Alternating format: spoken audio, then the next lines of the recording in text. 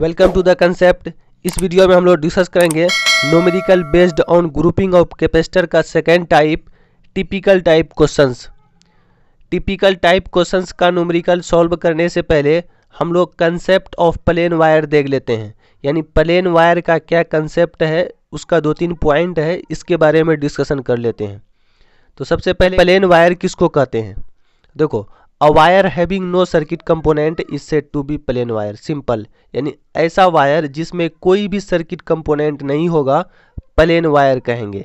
यानी कोई वायर है जिसपे ना तो कोई रेसिस्टर है, ना कैपेसिटर है, ना तो और कोई डिवाइसेस लगा हुआ है, तो उस वायर को हम लोग प्लेन वायर कहेंगे। अब देखो, प्लेन वायर में कोई भी सर्किट कंपोनेंट नहीं है, इसका मतलब है उस वायर का हर एक पॉइंट पे सेम पोटेंशियल होगा। तो in plain wire same potential everywhere, that is it is an equipotential line.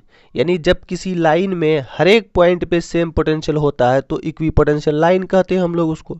जब किसी सरफेस में हर पॉइंट पे सेम पोटेंशियल होता है तो इक्विपोटेंशियल सरफेस कहते हैं। तो प्लेन वायर इक्विपोटेंशियल लाइन हुआ। अब नेक्स्ट पॉइंट याद रखना, a plane wire is zero resistance path. यानी प्लेन वायर को हम लोग जीरो रेसिस्टिव पाथ भी कह सकते हैं, यानी इस पे कोई भी रेसिस्टेंस नहीं होता है, ऐसा एज्यूम किया जाता है।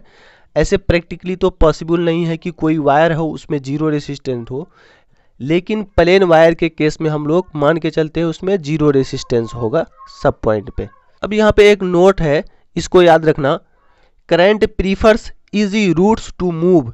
यानी करंट प्रीफर करता है इजी रूट। अब इजी रूट मतलब क्या हुआ? तो इजी रूट मतलब होता है लेस रेसिस्टिव पाथ, यानी ऐसा रास्ता जिधर से होकर के कम रेसिस्टेंस होगा तो करंट उधर ही मूव करेगा। अगर दो पॉइंट के बीच दो वायर लगा हुआ है, एक में ज़्यादा रेसिस्टेंस है, एक में कम रेसिस्टेंस है, तो कम रेसिस्टिव पाथ से करंट जाना प्रीफर करेगा। नेक्स्ट पॉइंट है, if a plane wire connected to two plates of capacitor then capacitor receives no charge. मतलब जब किसी भी कैपेसिटर को किसी प्लेन वायर से कनेक्ट कर दिया जाए तब वो कैपेसिटर कोई भी चार्ज को रिसीव नहीं करेगा। क्यों? क्योंकि अभी नोट में लिखा है current prefers easy route to move, यानी करंट जिस रास्ते में कम रेसिस्टेंस होगा उधर से जाना प्रीफर करेगा। इस कैपेसिटर को किसी प्लेन वायर के द्वारा कनेक्ट कर दिया गया है तो करंट प्लेन वायर से होकर चले जाएगा, कैपेसिटर से होकर नहीं जाएगा, तो इसलिए कैपेसिटर कोई भी चार्ज को रिसीव नहीं करेगा।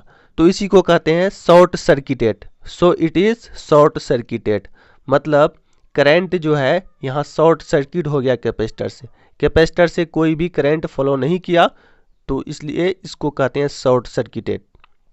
तो देखो, ये प्लेन वायर का कंसेप्ट जो हम बता रहे हैं, तो ये टिपिकल टाइप क्वेश्चन, और हम लिखाए थे एक टाइप शॉर्ट सर्किट वाला, तो यहाँ दोनों जगह ये काम आएगा। So we excluded while finding equivalent capacitance. इसलिए जब हम लोग इक्विवेलेंट कैपेसिटेंस निकालेंगे तब उस कैपेसिटर को जो शॉर्ट सर्किट हो जाएगा उसको एक्सक्लूड कर देंगे, उसको छोड़ देंगे। तो यह था कंसेप्ट ऑफ प्लेन वायर। अब हम लोग न्यूमेरिकल्स को देखते हैं, कुछ टिपिकल टाइप क्वेश्चंस को सॉल्व करते हैं। यहाँ न्यूमेरिकल है, फाइंड सी ए बी, यानी ए और बी पॉइंट के बीच इक्विवेलेंट कैपेसिटी निकालना है।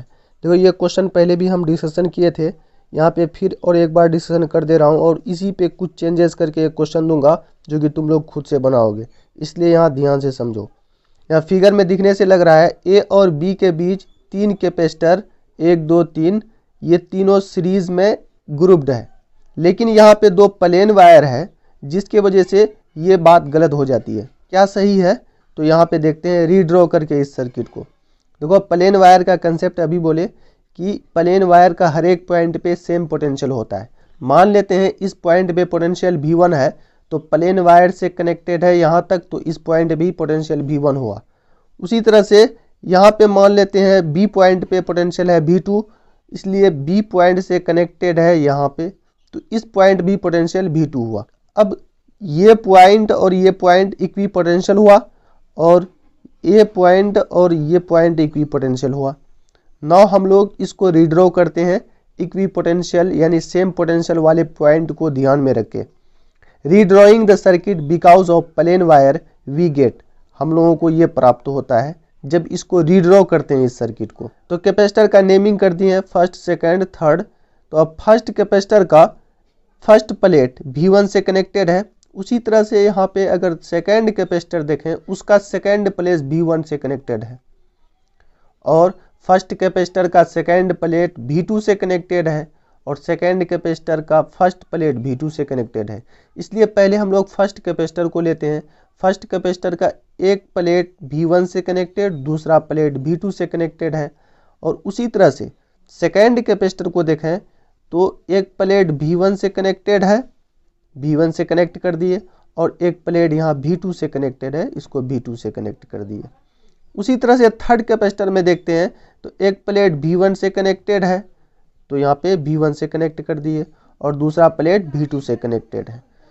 तो अब ये तीनों कैपेसिटर यहाँ पे पैरेलली ग्रुप्ड है, जबकि यहाँ लग रहा था ये तीनों सीरीज में ग्रुप्ड है, लेकिन ये पैरेलली ग्रुप्ड है ये तीनों कैपेसिटर। नाउ हम लोग इक्विवेलेंट कैपेसिटी निकाल लेंगे। तो equivalent capacity between A and B निकालें तो ये तीनों कैपेसिटर पैरेलल ग्रुप्ड है। तो पैरेलल ग्रुपिंग का फॉर्मूला यानी CP = C1 + C2 + C3 dot dot. तो C1 C2 C3 तीनों CC है, तो 3C इसका इक्विवेलेंट कैपेसिटी हुआ between A and B, which is required answer. तो अब हम बोले थे कि इसी में कुछ चेंज करके हम दूसरा क्वेश्चन देंगे। दूसरा क्वेश्चन ये है। तो दूसरा क्वेश्चन में है कि वही सेम तीनों कैपेसिटर है और तीनों का कैपेसिटेंस CC है, और यहाँ पे दो प्लेन वायर नहीं, सिर्फ एक प्लेन वायर दिए हुए हैं। अब यहाँ पे पूछ रहा है कि A और B पॉइंट के बीच इक्विवेलेंट कैपेसिटेंस कितना है। तो CAB फाइंड आउट करना है। तो इस क्वेश्चन को तुम लोग खुद बना करके कमेंट सेक्शन में इसको कमेंट करके बताओगे। नेक्स्ट क्वेश्चन है, यहाँ भी कह रहा है फाइंड CAB यानी A और B पॉइंट के बीच इक्विवेलेंट कैपेसिटी निकालना है। यहाँ भी कैपेसिटर का नेमिंग कर देते हैं, इसको फर्स्ट, सेकंड, इसको थर्ड मान लेते हैं। अब तीनों कैपेसिटर का कैपेसिटेंस CC है, तब A और B पॉइंट के बीच इक्विवेलेंट कैपेसिटी निकालना है। अब देखो यहाँ पे C2 को हम लोग एक्सक्लूड कर देंगे। क्यों? जब करंट A से लेके B तक जाएगा तो ये वाला पाथ को फॉलो करेगा, क्योंकि ये रास्ता लेस रेसिस्टिव है, जबकि यहाँ पे एक कैपेसिटर है। तो हम लोग अभी बताए थे कि करंट प्रीफर करता है लेस रेसिस्टिव पाथ को, तो ये वाला कैपेसिटर एक्सक्लूड हो जाएगा। यानी यहाँ देखें तो यहाँ से यहाँ तक प्लेन वायर है, तो प्लेन वायर का कंसेप्ट, तो A से लेके B तक में अगर हम लोग इक्विवेलेंट कैपेसिटी निकालेंगे तो कैपेसिटर सेकंड यानी C2 को हम लोग एक्सक्लूड कर देंगे। तो यहाँ पे लिखे हुए here C2 excluded because of plane wire redrawing the circuit. अब इस सर्किट को रीड्रॉ किए तो कुछ इस तरह से बनेगा। A से लेके B तक आते हैं तो फर्स्ट कैपेसिटर मिलेगा ये, उसके बाद यहाँ कोई भी कैपेसिटर नहीं, फिर यहाँ थर्ड कैपेसिटर नहीं मिला। तो A से लेके B तक दो कैपेसिटर है जिसका कैपेसिटी CC है। तो इक्विवेलेंट कैपेसिटी यहाँ पे सीरीज में कनेक्टेड है, तो सीरीज इक्विवेलेंट बराबर हो जाएगा C/2, क्योंकि दोनों आइडेंटिकल कैपेसिटर है और दो है, तो C/2 इसका इक्विवेलेंट कैपेसिटी निकला A और B पॉइंट के बीच। तो इस तरह से हम लोग टिपिकल टाइप क्वेश्चन से देखें, और ये थोड़ा सा ही दिमाग लगाने पे ये क्वेश्चन बन जाता है।